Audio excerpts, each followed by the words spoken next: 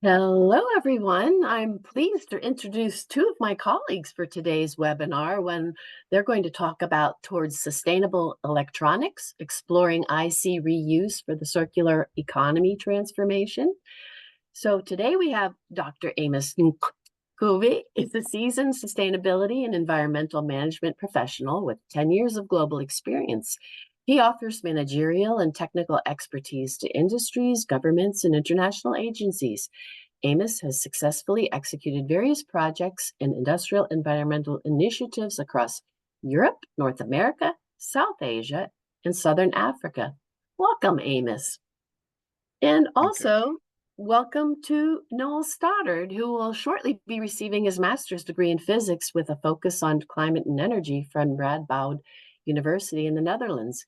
He has experience working in sustainability, fundamental research, and STEM education. Noel has contributed to this project's initial results and their presentation and publication at the Electronics Goes Green conference in this last June of 2024. Welcome to you, Noel. Please take it away, gentlemen. Thank you, Holly, and good afternoon, everyone. Thank you, everyone, for joining us this webinar, focusing on exploring IC reuse for circular economy transformation.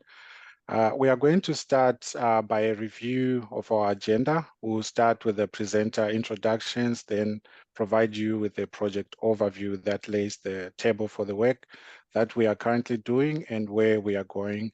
We'll also provide you with some key statistics on the literature review that we performed, and we'll speak about the significance of IC reuse, and we'll also share some results from the early LCA models that we have built.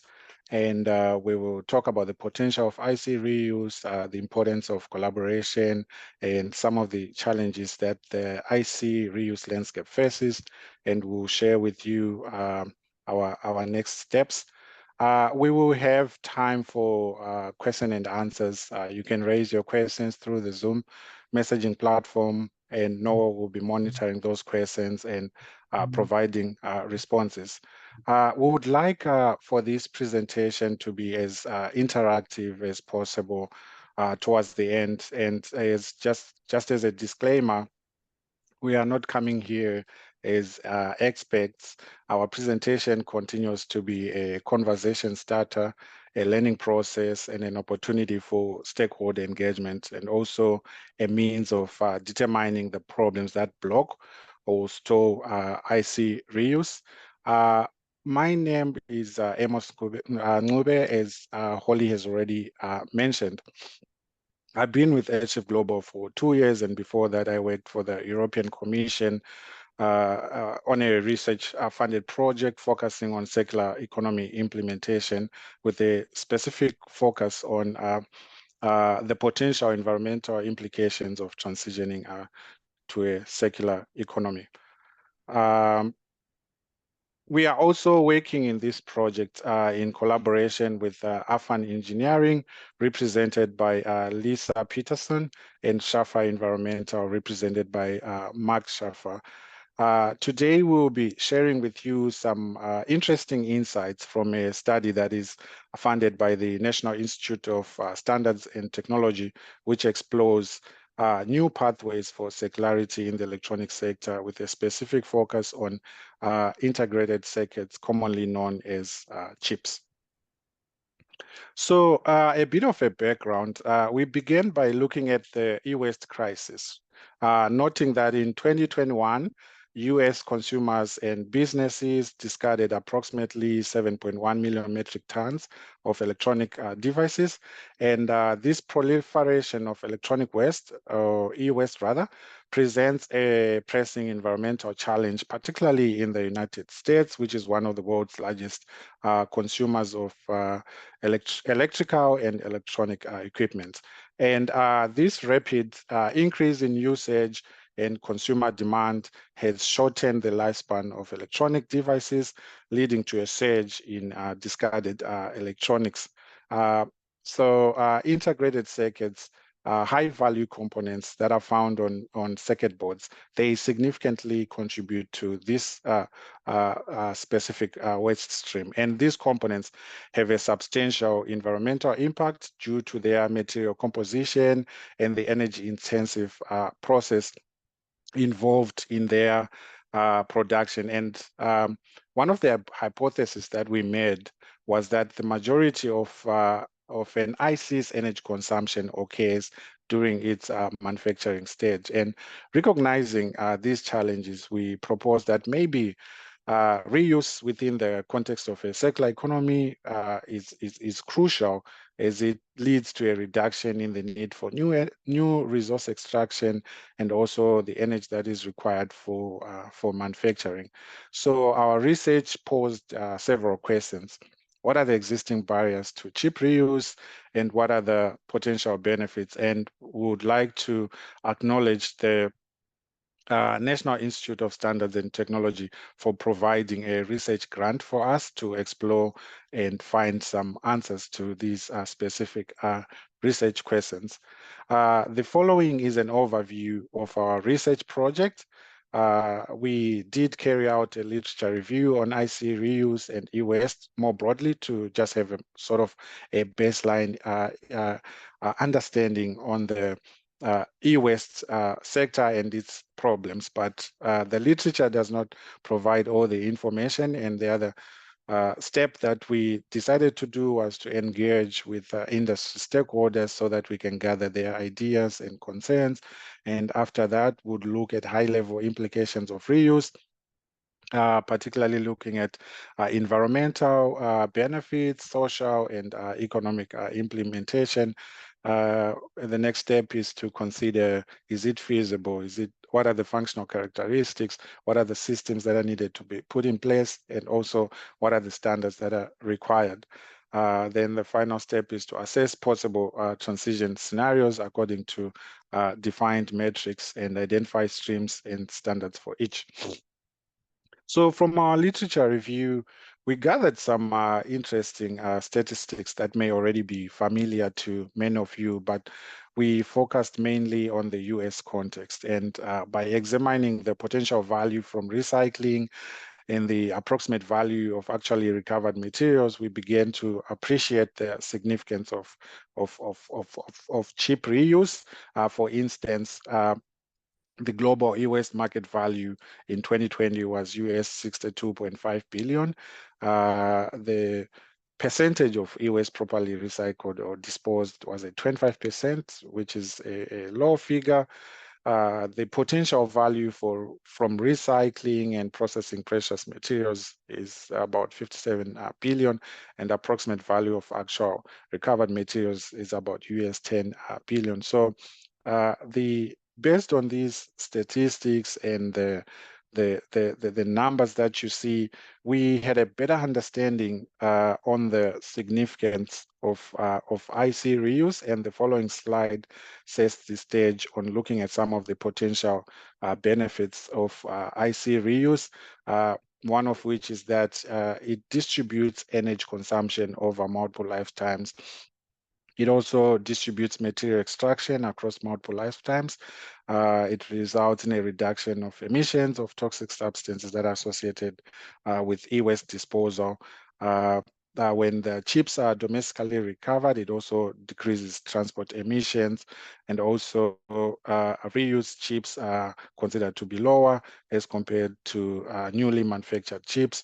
The reused chips also have shorter lead time for domestically recovered chips. So these are some of the benefits of IC reuse. We also developed some LCA models using information from a chip harvester, focusing primarily on energy consumption. We looked at the impacts of chip size on environmental performance. And again, this was based on energy consumption. And from our preliminary models, it can be noted that when you're looking at climate change impacts by size and node, it can be noted that smaller chips generally have a lower impact compared to reused chips. And looking at manufacturing impacts, it can be noted that as chip nodes get smaller, the manufacturing impacts increase significantly. And based on the same preliminary models, we also looked at the climate change impacts comparing new and reused chips. And our assumption was based on 75% power for 8 hours per day, 5 days per week over a lifespan of 3 years. And in nearly all the cases, the life cycle impacts of reused chips were much lower or equivalent to uh, uh, with an equivalent energy consumption. And also there was a significant reduction in energy consumption. Uh, may make newer chips better, but this is unlikely for larger chips, which are more marketable. This slide, we are sharing it because it confirms some of the initial hypothesis that we made, that ICs tend to have the largest contributor to production emissions. And recent studies indicate the same, that production tends to dominate uh, uh, the emissions in high-value consumer electronics. So based on these preliminary models, that it shows the potential of IC reuse in terms of environmental benefits, and more broadly speaking, in terms of chip reuse, it includes a significant reduction in e-waste and resource consumption, which results in lower carbon footprint due to reduced manufacturing energy requirements. And some of the economic benefits include cost savings for businesses through reduced material and manufacturing expenses. It also leads to a creation of new secondary markets and job opportunities, especially in the refurbishing and recycling sectors. And for the social benefits, although this study is not focusing more on the social benefits, but we are mainly focusing on environmental and economic benefits. But obviously, some of the social benefits include increased access to affordable electronic components, because the reused components have a much lower price than the new chips. It also promotes sustainability and responsible consumption amongst consumers and businesses, especially if they are aware of the importance of reuse. It is important to note that in this research, accessing data from chip harvesters has been difficult. And in many cases where we could not find data from literature, we have had to depend on attending conferences, hosting webinars. And as I have already indicated, that we are not coming here as experts, but also as a learning process, and we want to use this platform to collect further information and to have some learnings on those that are already working in this space. So we had to look at other ways to collect data, and we have engaged with stakeholders by attending relevant conferences and hosting webinars. So far we have attended 3 conferences and hosted 2 webinars. The recent conference was the Electronic Goes Green conference that was held in Berlin in June. And the following are some of what we heard from the various stakeholders, with some common themes, that there's a distinct interest, although it is mixed with some healthy skepticism. Some stakeholders highlighted the need for collaboration for larger scale adoption. Many organizations working in this field, they are doing so independently, and there's no universal standards or certification yet. However, in some cases, companies can rely on their own reputation. Some stakeholders stated concern about the reliability of reused chips and the potential for fraud. Some stakeholders also indicated a desire from some in industry for standardization and protocols. And also other stakeholders have indicated that there's a need to create a database or centralized marketplace like eBay, which could help with a broader adoption of reused chips. When doing this study, we identified these challenges, but also looked at ways in which we can overcome them. Particularly, there were three major challenges that have been raised in our engagements with stakeholders, uh, particularly on the issues of reliability, the recovery methods, and the design aspects, as well as the lack of research. So on reliability, there is evidence that depending on first application, renewed chips can be quite reliable. Also, standardization of renewal protocols and chip testing could alleviate some of these concerns. Then on recovery methods, in order to maintain reliability, some methods should limit the use of using high thermal technologies in order to maintain the functionality of the chips. And some of the methods should also not generate toxic pollutants. And also partially or fully automated systems could help reduce labor costs. And on design, the ability to track lifetime usage could increase trust in these renewed components. And also designing for disassembly could ease easy challenges associated with the recovery of chips.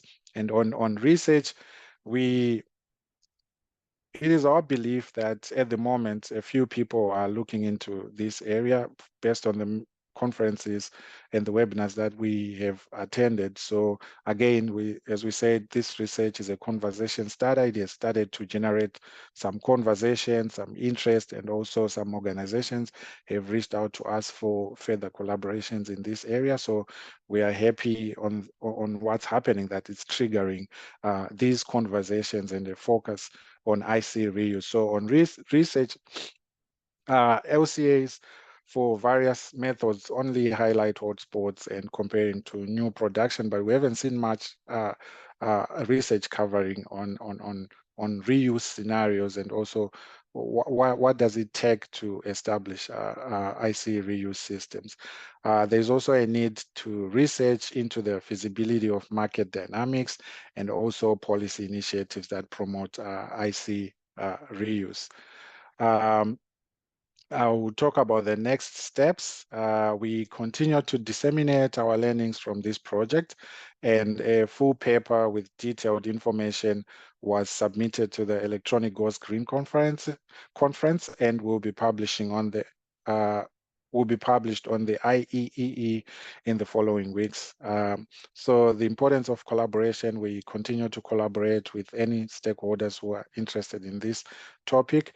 We also continue to advocate for the creation of formal networks similar to eBay for reused chips, and reuse and testing equipment is needed. We continue to look into design for disassembly, and also to promote the development of industry standards to support chip reuse. And within these standards, we can look at standards to mark boards, to assist chip reuse. We need standards to define what sort of information that we can put into a database. Would this address IP concerns? Also, still on standards, we need standardized ways and what to share about the chip. There may be chance of getting, is there any chance of getting any valuable information from original electronic manufacturers? We also need some standards for like having some sort of electronic chip IDs for identification.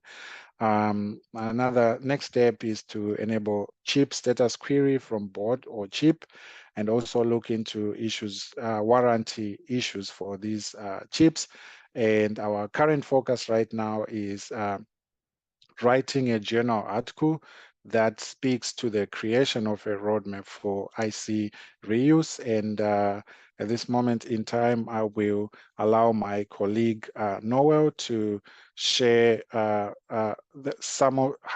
provide some sort of high-level updates on the current work that we are doing on paper 2, following the completion of the paper 1 that we have already submitted to the IEE journal. Noah, I'll give you the floor to speak if you can, and feel free also to, if you want to emphasize on some of the slides that I've shared.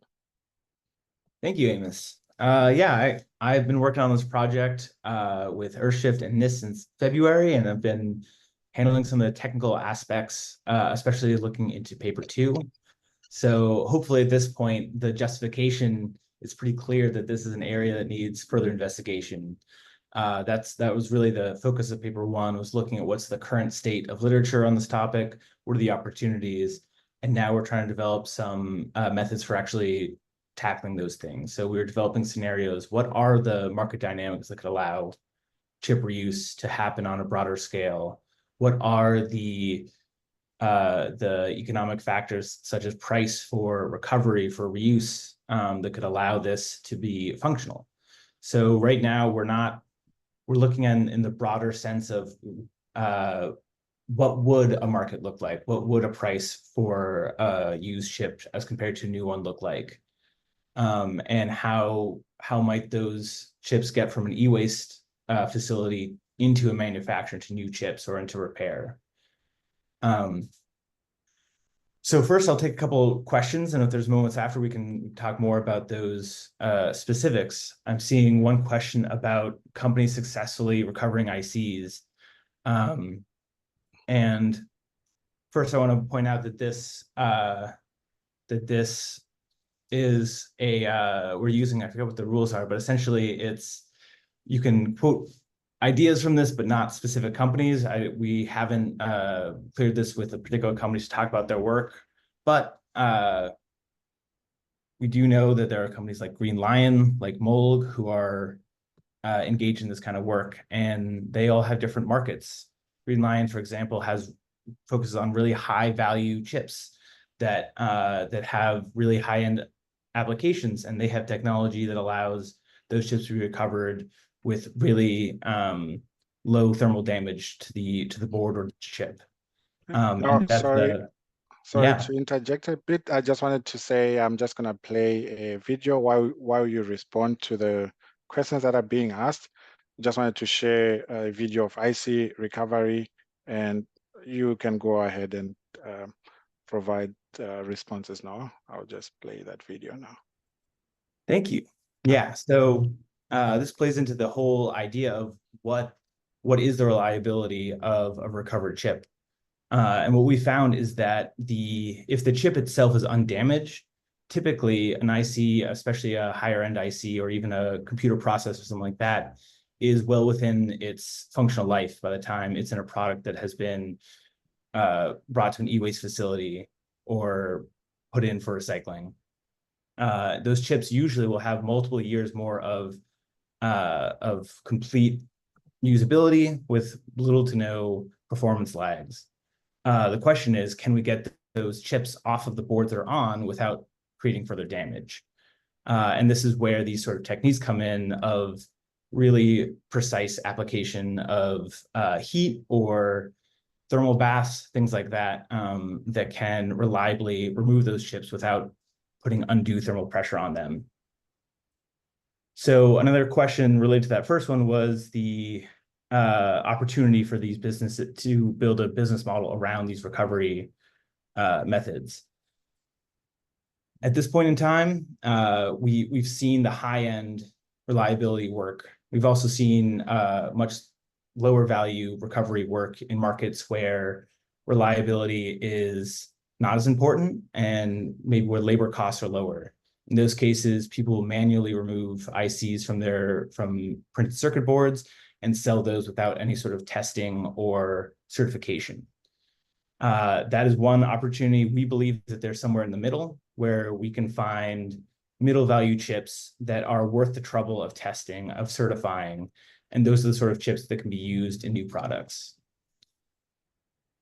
And the last part of the three-part question here is about the product manufacturers who are best positioned to recover used ICs. And this is an interesting question. It's something that we're looking into in our various scenarios. One idea is that it could be independent companies who are coming in with their own proprietary technology to do this recovery. Another option is that it's actually going back to the original equipment manufacturers, that it's going back to people who are already intimately familiar with the chips that are to be recovered. And they would be able to test and certify those chips without having to share their intellectual property, which at the moment is a large hurdle, because if you have a manufacturer who has chips out in the market and they want to, and someone else wants to recover those chips, in order to test them, you need to have information about the architecture of how that IC was made. So if these ICs went back to their original manufacturer, they'd be able to test in-house with the equipment they already have. It's a good question.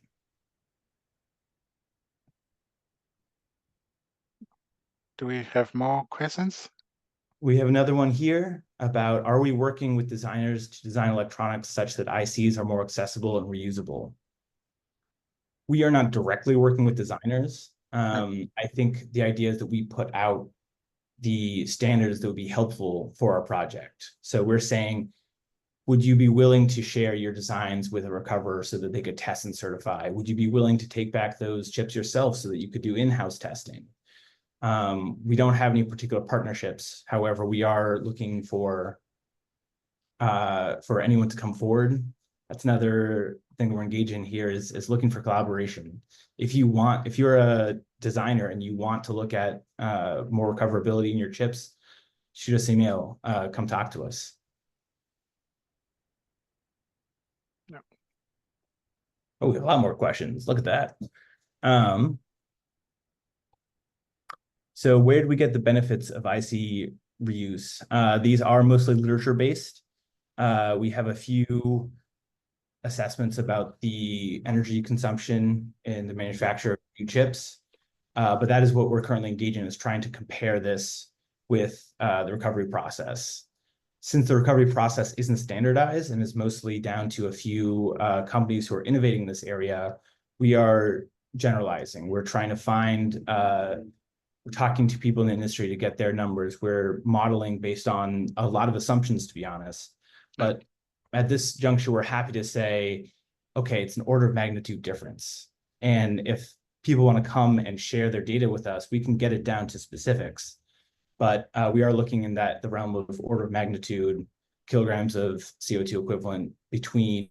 Can take that up and just emphasize that we are looking for these potential collaborations, particularly data sharing, because that has been a major challenge for our project. So much of the modeling that we are doing, we are kind of like basing on the information that we are getting. And right now, the information that we have is only on energy consumption, but we know when you build models, it's not just energy consumption that's important, it's also other factors. So if they are those in the audience who are in this space, and you believe you have some information that could be helpful for us, please, you're welcome. You can reach out to us at Shift Global. We are looking for that information to help build our models, but we are looking at different scenarios where we are looking at what is the best case scenario for IC reuse that makes sense. And we have done some earlier modeling based on techno-economic assessments. And Lisa Peterson has been key into this, and she has been helping us develop these scenarios. So again, once again, we are emphasizing on collaboration on this. Are there any more questions, Holly? Because on my end, I was not monitoring the questions, but let me. What are the research needs for advancing chip reuse and standards in this area? Yeah, we do see research gaps in this area, and sometimes we feel that we are working alone in this, in the sense that we are the ones who are particularly focusing on IC reuse. But there is a major research gap. Even if you look in literature, you do not find much into that. So we are hoping that the papers that we are releasing out there would be helpful to at least generate that interest in terms of research, but not much has been going on in terms of IC reuse. But for standards, some conversations have already started. We have talked to IPC, we have talked to Kelly about the development of standards in chip reuse. So that's ongoing, and we're starting to see some interest in this area. Yeah, are there specific ways to design PCBAs that make it easier to recover the ICs? We do not know about any specific ways, but we do continue to advocate for design for disassembly to make it easier to recover the ICs. That's something that we continue to advocate for. I think this is the last person, and if it's technical, I may have to rely on Noah if he's back, but I'll try to respond. There's a hurdle to adoption associated with reliability, and you reference design for reuse ideas for the original IC company. But what is upside for the original manufacturer? Their downstream scope 3 numbers are undeterminate as it is. They don't always know end application or duty cycle. Their sustainability footprint is dominated by manufacturer. How do they measure benefit, return on investment of design for reuse? Again, this is an area that we have not explored.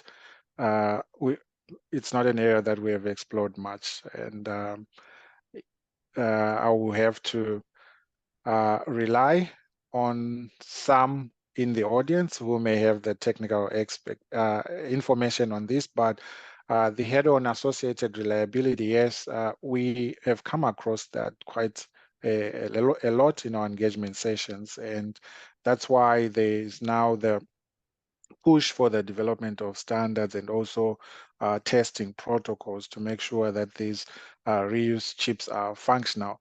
But from our research, what we are seeing is that there's also a lack of reuse from original electronic manufacturers. We don't know if it's a decision that's coming from issues of return on investment or just pure lack of interest in that. We haven't started looking into that, but we're hoping that the scenarios that we are building for a reuse, for cheap reuse, we will be able to provide more information in terms of what you can benefit from an economic point of view and from an environmental point of view. So we are still building those models, and hopefully we'll be able to share the information that's coming from those models.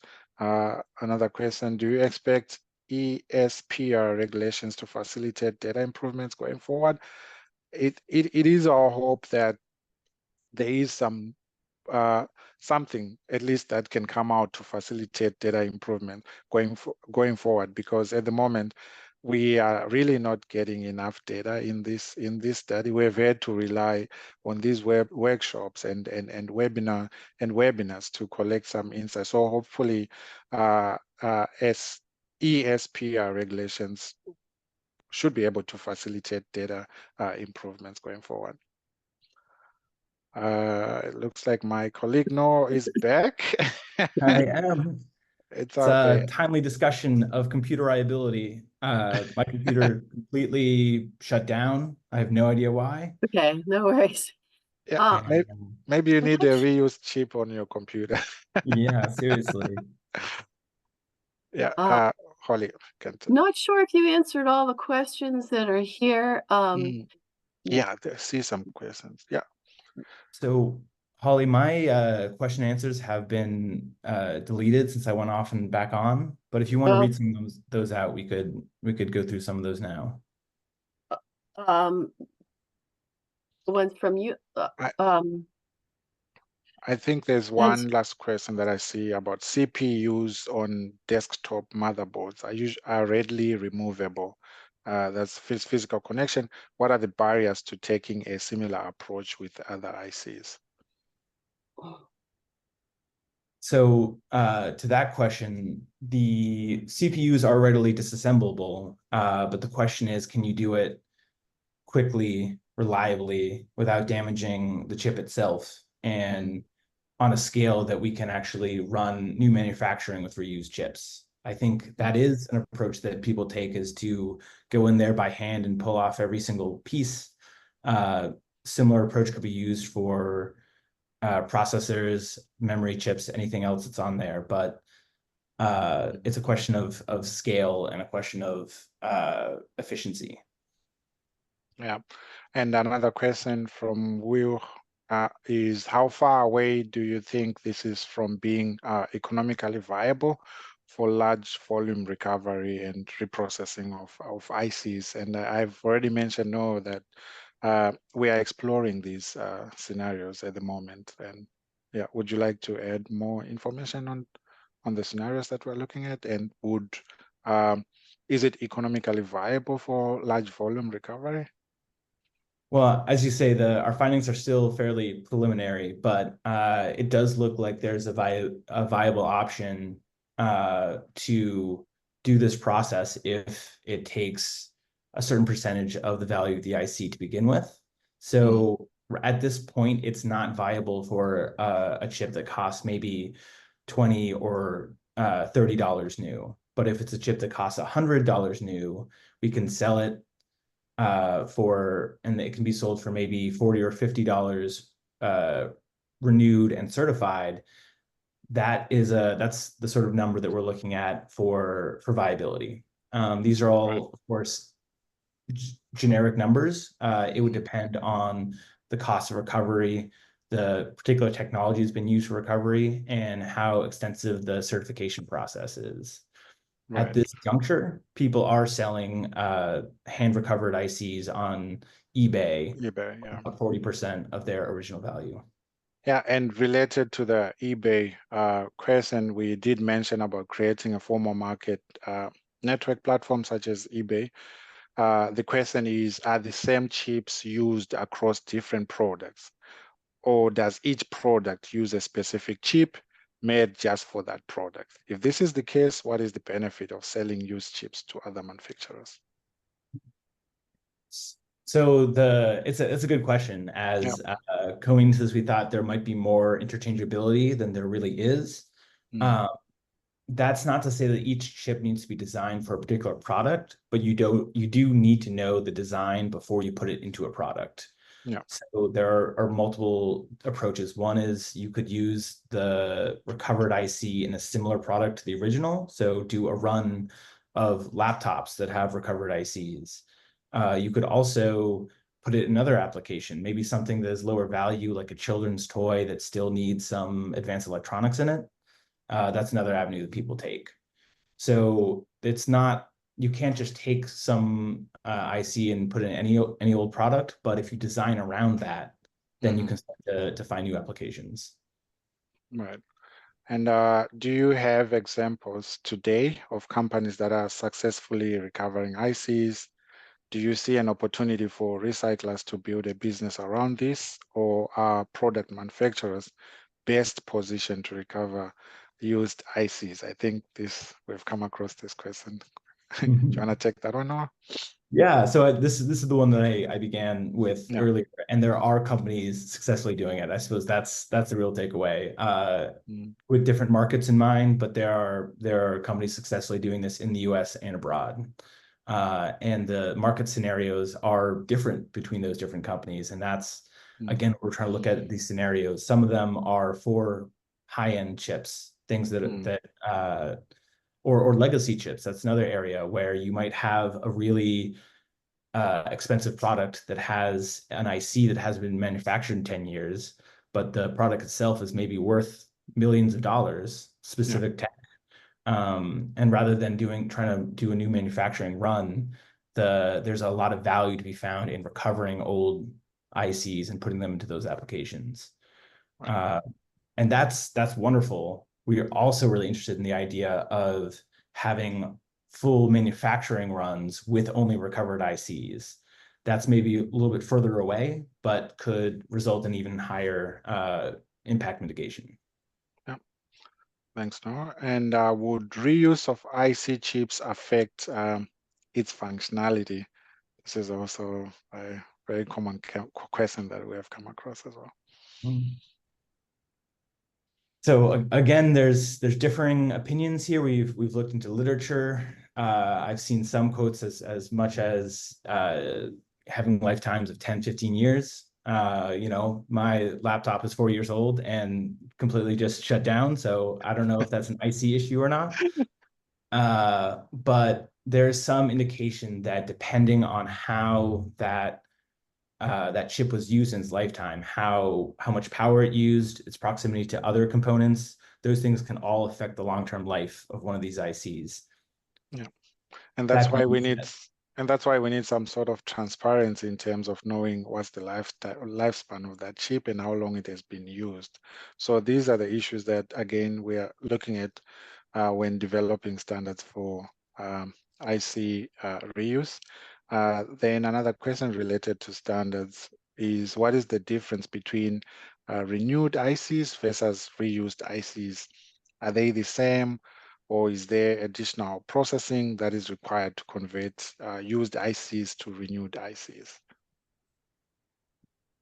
That's a very good question. I think Yeah. within our team, we've been using the terms fairly interchangeably. I think renewed has the added layer that it has been evaluated. So I think you can have a certified reused chip, but it could also refer to something that somebody pulls out of a piece of electronics and sells as is. Yeah, it's a good question. Someone says the lifetimes of electronic devices are usually more than 5 years, or sorry, less than 5 years. The electronics field evolves very fast. Just wondering if an IC is still valuable after 5 years. Yeah, that's why we need testing protocols to make sure that it's still viable and it can still be reused. So that's why we need these standards for IC reuse. Absolutely. And finding the proper applications is just as important. As it stands right now, people likely, if it's a consumer product, they're not going to buy a computer that has not a cutting edge next gen IC. But that doesn't mean that couldn't happen in the future if it's significantly cheaper, if it's provably lower impact, or there are other applications. We mentioned children's toys. We've also looked into high volume for things like data centers where there's a lot of redundancy, even if there are reliability concerns. And those are all applications that might benefit from reused components. Yeah. Okay, are we? Oh, I think we've reached the end of our questions. And then if we, in this little blurb we had, if anyone has more questions, please feel free to email both or either Noel or Amos with your questions. So thank you both for those interesting webinar today, and we'll see you next time. Bye now. All right, thank you. Thank you all.